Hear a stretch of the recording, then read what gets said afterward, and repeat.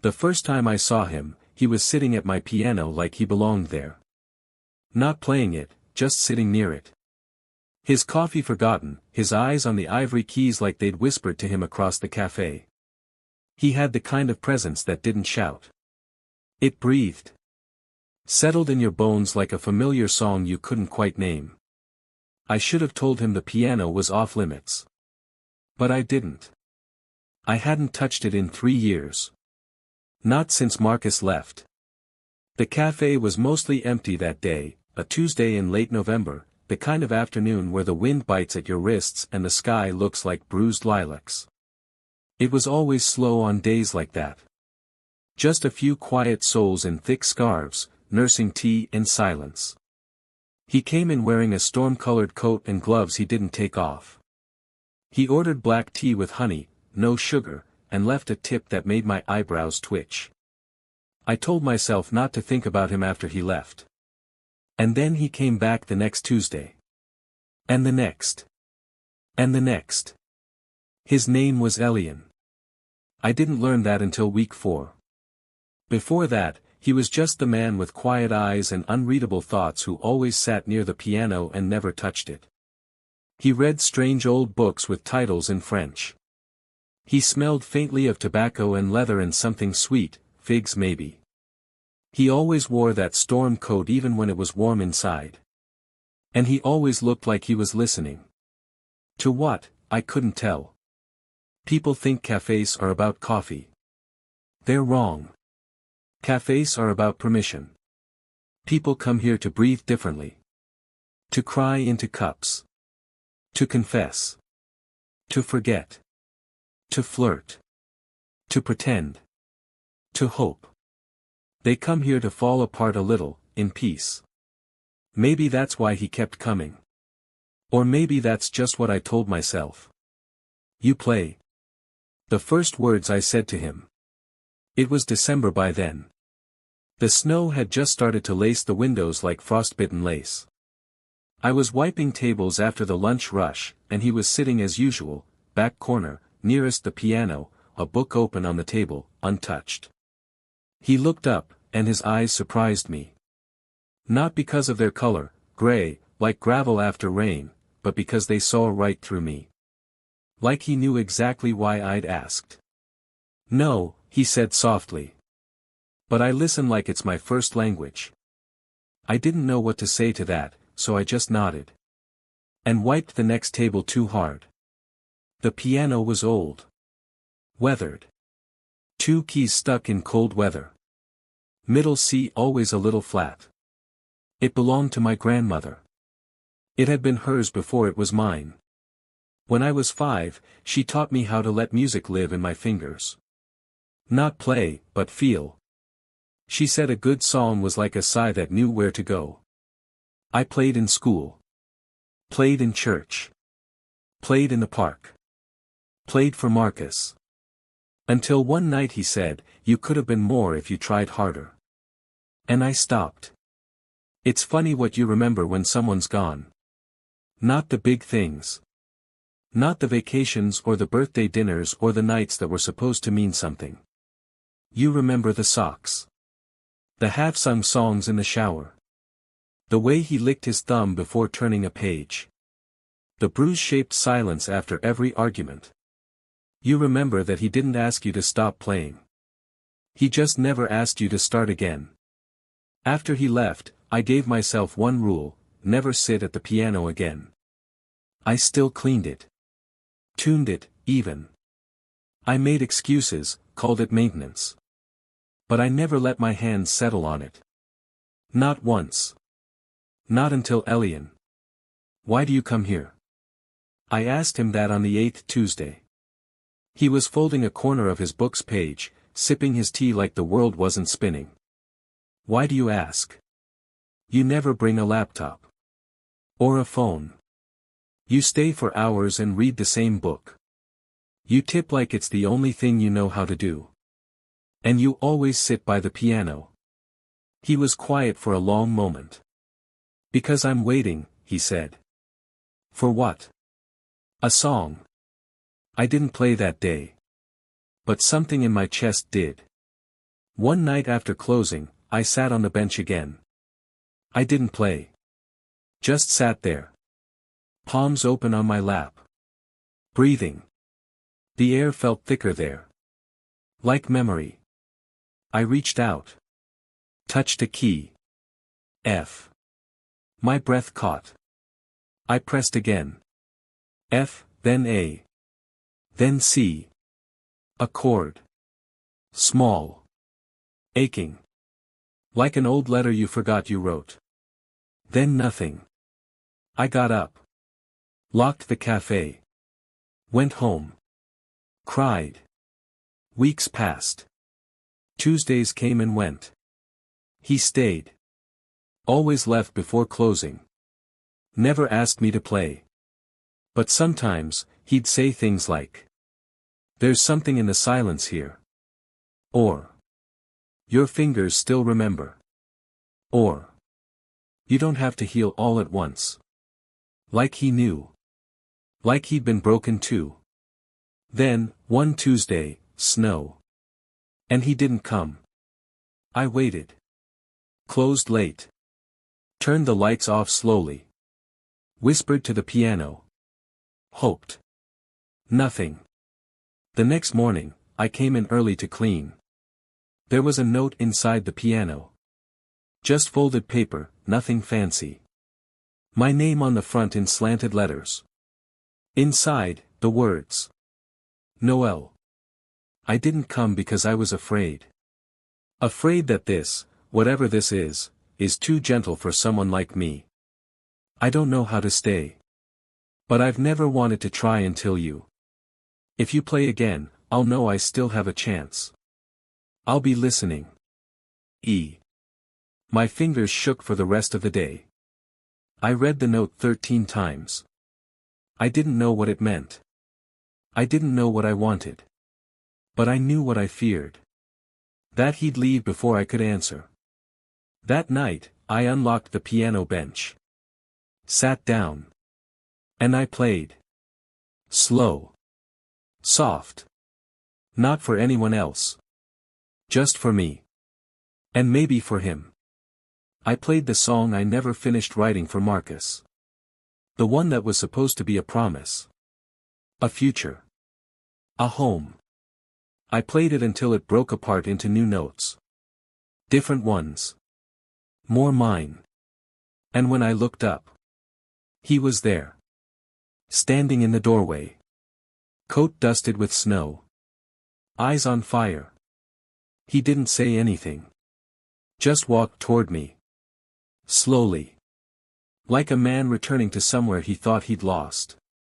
He stopped 2 feet away. You played, he whispered. I nodded. He sat beside me. Close, but not touching. Our knees nearly brushing. I wanted to run, he said.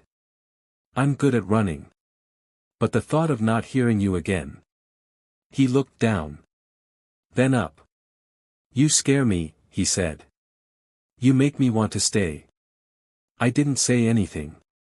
Just reached out. Took his gloved hand. Placed it on middle C. The key that was always a little flat. And pressed it down. The note lingered. Wavered. And it was beautiful. Not perfect. But whole. Every morning before I opened the bookstore, I read her letters. She never wrote back. She couldn't. Because Neve left 3 years ago.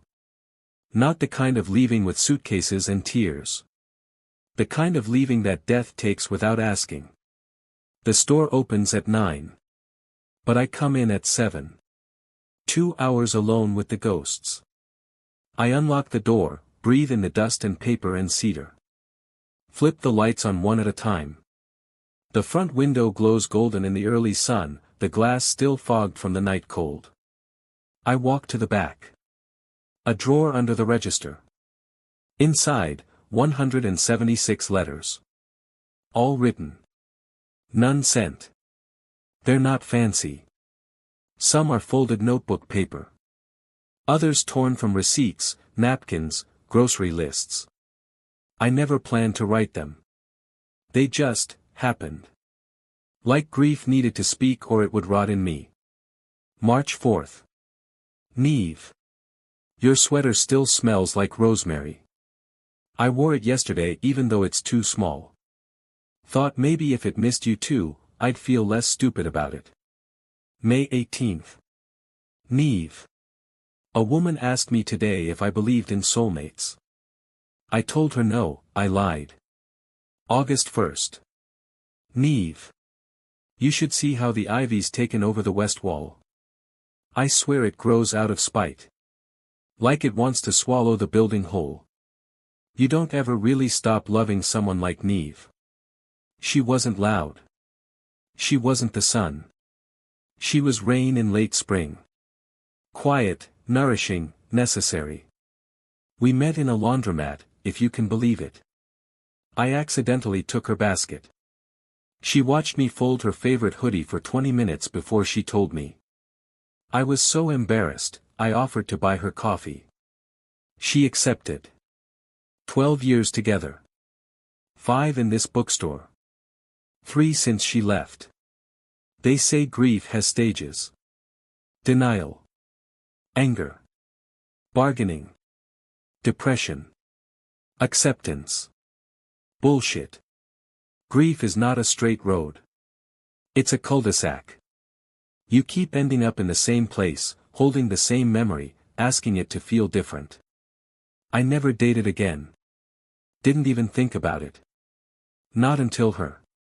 The woman who walked into the shop on the coldest morning in January with snow in her hair and eyes that looked like they'd run out of things to believe in. Her name was June. And she ruined everything. I noticed her because she didn't speak. People always say something when they come in. The weather. The smell. The nostalgia. People narrate their lives. But she didn't. Just walked to the poetry shelf like she'd been here before. She stayed there for an hour. Never took off her coat. Never looked up. I watched from the counter, pretending to organize invoices. When she left, she slipped a book on the counter without a word. Milk and honey, I said, scanning it. Popular choice. She looked at me. And there was something in her face. Like she'd heard every word but didn't trust any of them. Then she nodded once. And walked out. The next day, she came back. Same coat. Same silence. I didn't try small talk this time. Just rang her up. Another poetry book. She glanced at the letter on the counter. I didn't mean to leave it out. A new one. Hadn't folded it yet. Her gaze lingered. Then she said, "You write letters?" Her voice was quiet. Uncertain. But it was the first thing she said to me. "Yeah," I said, too quickly. "Kind of a thing. You send them?" "No." She nodded like she understood too well. She kept coming back. Always poetry. Always the same coat. Always the same silence. But sometimes, she'd speak. Once, I asked, "What's your favorite poem?" She didn't hesitate. "The one that doesn't need to rhyme." I started writing letters to her too. Didn't mean to. It just happened. January 20th. June. Today you touched the spine of a book and smiled like it whispered something kind. It made me want to believe in God again. February 3rd. June. Your silence is louder than music. And for the first time in 3 years, I want to listen. February 14th. June. I shouldn't be writing this. I shouldn't be feeling this. But I am. And it scares the hell out of me. I kept them in a separate folder. Not with Neve's. It felt like cheating. Even though I knew Neve wouldn't be angry. She'd say something like, "Of course you can love again. You always had too much heart, Theo." I can hear her voice when I close my eyes. Soft. Teasing. Forgiving. But my hands still shook when June stood too close. Like my body didn't know if it was remembering or beginning. On the last Monday of February, everything changed. June didn't show up. Not Tuesday. Not Wednesday. Not Friday. A week passed. I told myself not to worry. I worried. On Sunday, I found a letter tucked into a book on the poetry shelf. A folded page. My name in sharp handwriting. My heart kicked in my chest. I opened it. Theo. I've been reading your letters. Not on purpose. I promise. Just, sometimes you forget to hide them. And I couldn't help it. The one on the counter. The one near the register. The one in the back by the lamp. They weren't for me. But they sounded like you were trying to talk to someone. And I've been trying to talk to someone too.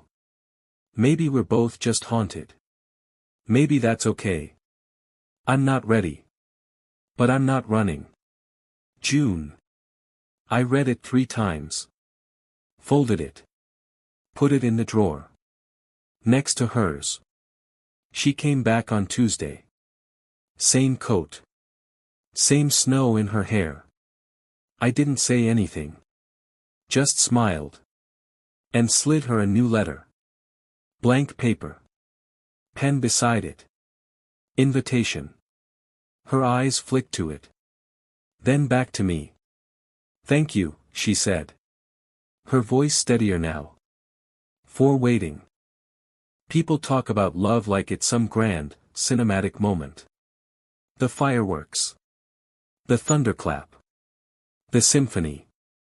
But I don't trust loud things. They break too easily. Flowers don't bloom with noise. They grow quietly. Wildly. Where no one is looking. So maybe it makes sense that love showed up for me in the form of a man who didn't speak unless he had to. And when he did, it was in the language of leaves. I've run the Blue Wild flower shop for 5 years. It used to be my mother's. Before the cancer. Before the silence. Now it's mine. And like most things I've inherited, I didn't ask for it. I didn't leave the small vineyard town where I grew up. I stayed. Built my walls. Cut my stems. Arranged beauty from chaos and didn't let anything too alive in. I was fine like that. Not happy. But fine. Until the house next door sold. And he moved in. His name was River. Yes, really. He arrived on a Tuesday morning with too many books and a plant that looked like it hated being indoors. He wore glasses. Had soil under his fingernails. And always looked like he was thinking of somewhere else. I watched from the shop window as he struggled with a stack of planters and a broken mailbox. He didn't look up. Just muttered something to the soil and kept unpacking. I told myself I wasn't interested. But by the end of week 1, I'd learned 5 things about him. He walked every morning at 7 a.m. He talked to plants like they were old friends. He ordered black coffee, no cream, no sugar, from the cafe across the street. He didn't own a car. He cried once, softly, after opening a box labeled Cora's Journals. I don't know why that last one hurt. But it did. He came into the shop 2 weeks later. Didn't say hello. Just walked straight to the back and stared at the orchids like they held answers. They're not for sale, I said. He turned. His eyes were pale green. Soft, like eucalyptus. And they startled me. Not yet, he said. I raised an eyebrow. What does that mean? He stepped closer. Didn't smile. They're not ready to leave. And somehow, I understood exactly what he meant. We didn't talk much that first month. But he started coming in regularly. Bought odd things, moss, dried lavender, a single sunflower, 3 sprigs of yarrow. You running a spell shop? I asked once. He shook his head. I'm building something. He wouldn't say what. But the next day, he brought me a jar of wild honey and a pressed note that read, "Thank you for the time." She loved it. No signature. Just that. I started waiting for him. Not consciously. Not dramatically. Just, left the door unlocked a little longer. Kept the lights warm. Noticed the way my heartbeat did something unfamiliar when he leaned over the roses. I didn't ask questions. Because questions meant getting close. And I didn't know how to do that anymore. The last person I loved left me on a Tuesday. He said I was too much and not enough. Too sharp. Too loud. Too angry. Too quiet in the wrong moments. Too everything and nothing at the same time. So I buried my heart in marigolds and never let anyone water it again. But River never asked for anything. And somehow, that made me want to give him everything. One morning in April, I caught him placing something behind the shop. I was about to tell him off, but stopped when I saw what it was. A vine. Tiny, flowering, delicate. Woven gently into the base of the old stone wall that had cracked last year and never healed. He didn't know I saw. But the next day, I left him a note with his usual order. For the cracks we can't plaster. See. He didn't mention it. Just smiled, barely. And left me a tiny sprig of jasmine in return. That's how it began. The notes. Tucked into flower stems. Hidden in books left on his porch. Pressed into bark. Written in silence. Do you believe in reblooming? Only in wild things. See. Then maybe I have a chance. He brought the orchids back in May. They were blooming now. Brilliant. Proud. He didn't say a word. Just placed them gently near the register and waited. I looked at them. Then at him. Then back at the flowers. You fixed them. His voice was soft. No, he said. I just waited with them. That night, I walked to his house for the first time. He didn't look surprised. We sat in the garden he'd built behind his tiny house. There were lanterns made from glass jars. A bench that creaked. Moss growing between every stone like green veins. Who's Cora? I asked finally. He didn't flinch. My sister. Is she? He nodded. Last year. She loved time. And orchids.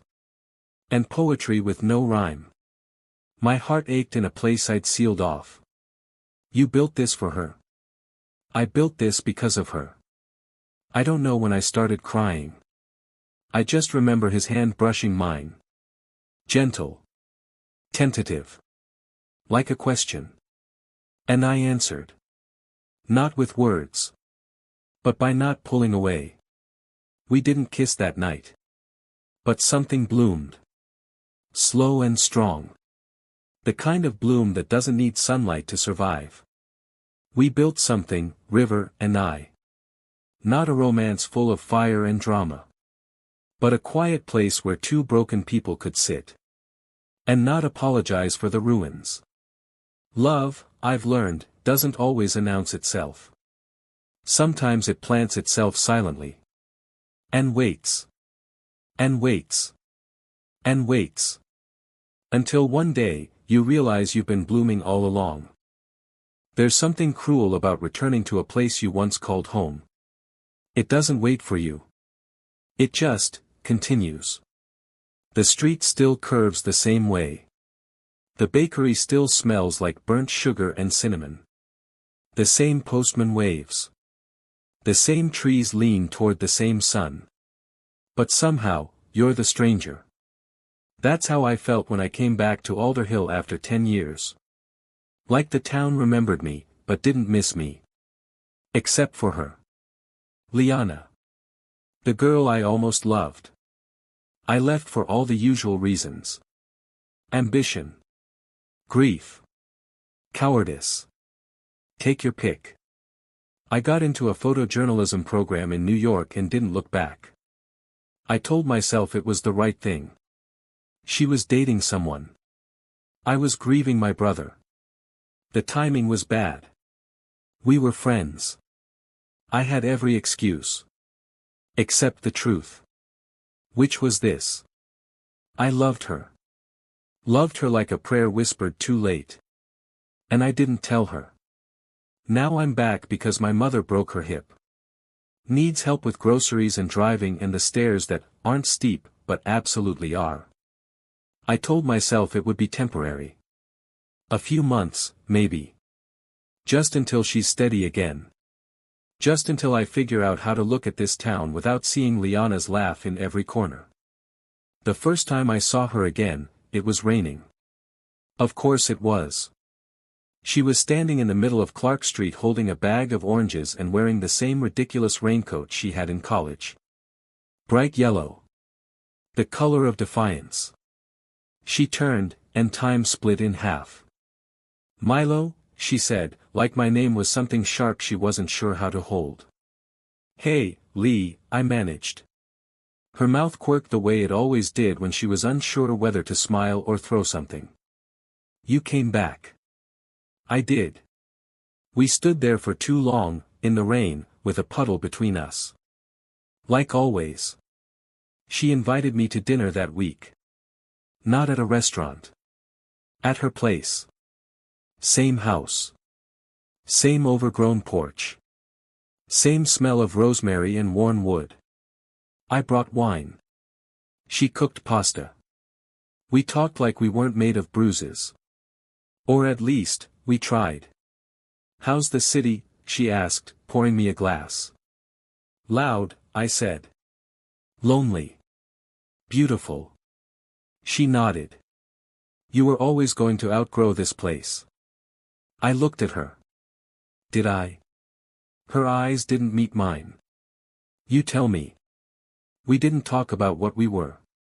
We never had. We'd hovered in that gray space for years. Best friends. Not lovers.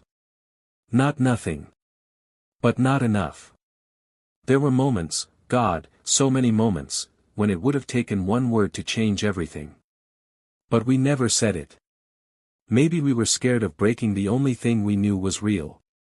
I photographed her the second time we met after my return. It was accidental. She was sitting in the window of the old bookshop, sipping tea, reading something with frayed pages. The light hit her just right, soft, gold, late afternoon. I raised my camera without thinking. The click startled her. She looked up. Saw me. And didn't flinch. She smiled. Small. Sad. Familiar. And waved. You still take pictures of everything, she teased me over coffee a few days later. Just the things I miss. She paused. Let that sit. Then said, you left before I could ask you not to. I set my cup down. I know. That was the closest we ever got to saying it. To naming what we were. What we could have been. What we still might be, if the world stopped spinning long enough for us to catch it. A week later, she kissed me. On her porch. After too much wine and too many years pretending. Her hands were cold. Her lips tasted like red berries and guilt. When she pulled back, she whispered, this doesn't mean anything. But her eyes said, please let it mean everything. We slept together that night. Not out of passion. Not out of heat. Out of grief. Shared, tangled grief for all the years we lost. And something gentler too. Hope. In the morning, I watched her sleep. Hair spilling across the pillow. Eyelids fluttering like she was dreaming of somewhere warm. And I thought. I can stay. This time, I could stay. But I didn't say it. Not yet. We became something unspoken after that. Something softer. Sadder. Sweeter. She made dinner on Tuesdays. I brought her wildflowers on Fridays. We held hands like the world might end if we let go. But we still hadn't said it. Not the words. Not those words. Until the day I found the photograph. In her drawer. Me. From 10 years ago. Laughing, hands full of film rolls. Captioned in her handwriting. The boy who almost knew. I waited outside her house for an hour that night. When she finally came home, I handed her the photo. You kept this, I said. I did. Why? She didn't look away. Because you were the almost I never stopped wanting. Silence. Then. What if we stopped almosting, I whispered. Her breath caught. You'd have to stay. I want to. For how long? I stepped closer. Long enough to mean it. That night, we said everything we never had. And the morning after, we didn't need to say anything at all. Because sometimes, love doesn't come back like a storm. Sometimes, it returns like a second sunrise. Warm. Gentle. Sure. Almost, always. Now. Finally, always.